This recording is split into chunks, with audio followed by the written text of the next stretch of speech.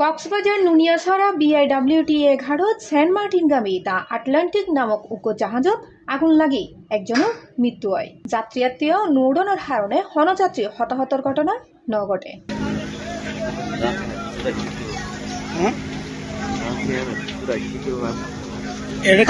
আগুনের সূত্রপাত হন্ডেতুনই এই বিষয়ে বিভিন্নজন বিভিন্নভাবে মন্তব্য করে।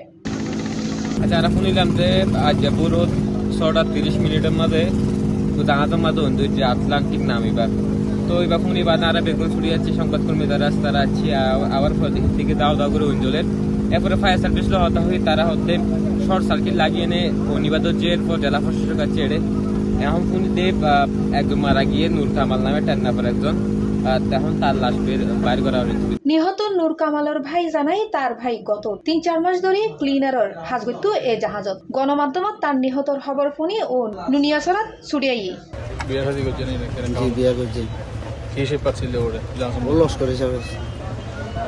কিভাবে লাইভে দেখলাম ভিডিওতে সকালে দেখার পরে আসলাম। জেলা প্রশাসক মোহাম্মদ মান্নান হয় জাহাজের হন ত্রুটি আছে কিনা ইয়ানল্লাই তদন্ত কমিটি গঠন করা হবে এবং হন ধরনের নাশকতার প্রমাণ ফাইলিয়ে তার বিরুদ্ধে ব্যবস্থা নেওয়া হবে। আনুমানিক 6:30টার দিকে এই জাহাজটা এখানে নোঙর করা ছিল। পর্যায়ক্রমে BIWTA ঘাটে তারা যাত্রী তোলার জন্য এই জাহাজগুলা সেখানে নোঙর করে, তারপর যাত্রী নিয়ে সেন্ট মার্টিনের উদ্দেশ্যে রওনা হয়। এখানে নোঙর করা থাকা অবস্থায় আগুন ধোঁয়া দেখা যায়, ফায়ার সার্ভিস তাৎক্ষণিকভাবে আসে, এছাড়াও কোস্টগার্ড হেল্প করে এখানে আগুন নিভানোর ব্যবস্থা করা হচ্ছে। আমরা আসলে এখনও জানি না আগুনের সূত্রপাত কীভাবে, এবং এখন পর্যন্ত আমরা হতাহতের কোনো ঘটনা জানতে পারি নাই।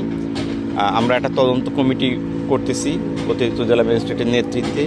সেখানে ফায়ার সার্ভিস, নৌ পরিবহন অধিদপ্তরের প্রতিনিধি, BIWTA ওনারা থাকবেন, থাকে এটা পর্যালোচনা করবে।